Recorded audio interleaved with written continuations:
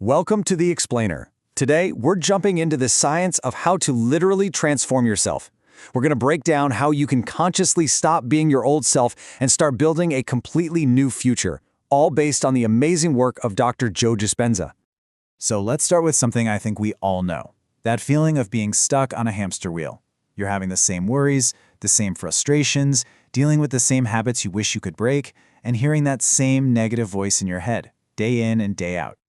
Now this might sound kinda crazy, but check this out. Science suggests that about 90% of the thoughts you have today are the exact same thoughts you had yesterday. Think about that. That means you're basically living in the past on repeat. So how does this loop actually work? And, the big question is, how do we get out of it? Well, it all kicks off with one simple but really powerful idea. This is the key right here.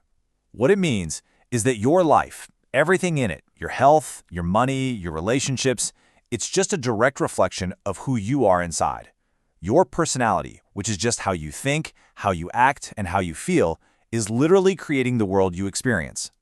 And this shows you exactly how that cycle works. It's a loop. It starts with the same old thoughts, which naturally lead you to make the same choices. Those choices make you do the same behaviors, which then create the same experiences in your life. And guess what? Those experiences create the same feelings, which then just fuel the exact same thoughts that started the whole thing. And around you go. So here's the bottom line. It's actually pretty simple. If you really want to change your life, you can't do it as the person you are right now. You literally have to become someone else. You have to change those core thoughts, actions, and feelings. Okay, so if it's that straightforward, why does it feel so incredibly hard to do? Well, it's not just your imagination. It's actually wired into your biology. There's this fundamental rule in neuroscience that explains it all. It's called Hebb's Law. Basically, every time you think a thought or do an action, you're strengthening the connections between nerve cells in your brain. You've essentially built a superhighway for your old way of being, making it automatic. In fact, this process is so good at what it does that by the time we hit 35, something like 95% of who we are is just a set of memorized programs. We're running on autopilot, driven by subconscious habits and emotional reactions. And this sets up a huge internal battle, right? You're stuck choosing between the familiar past, which might be painful, but hey, at least it's predictable, and the unknown future. That future has all the possibility, but it's also uncertain and super uncomfortable. And our brain, well, it loves to stick with what it knows, even if it's not good for us.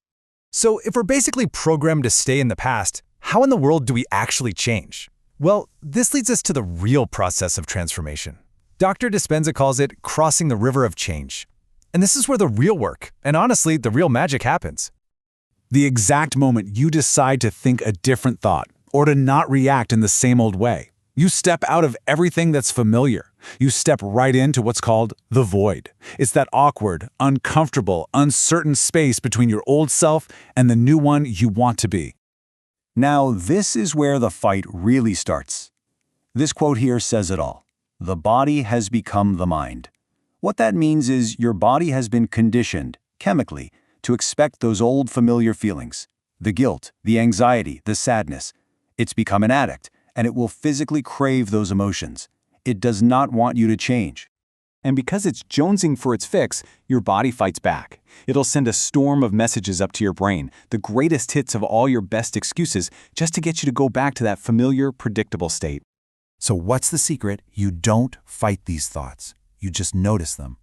The moment you can step back and become the consciousness that is observing the program, seeing the anger or the fear without acting on it, that's the moment you take your power back.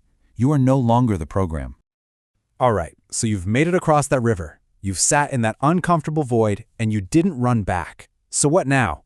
How do you actually build that new person on the other side?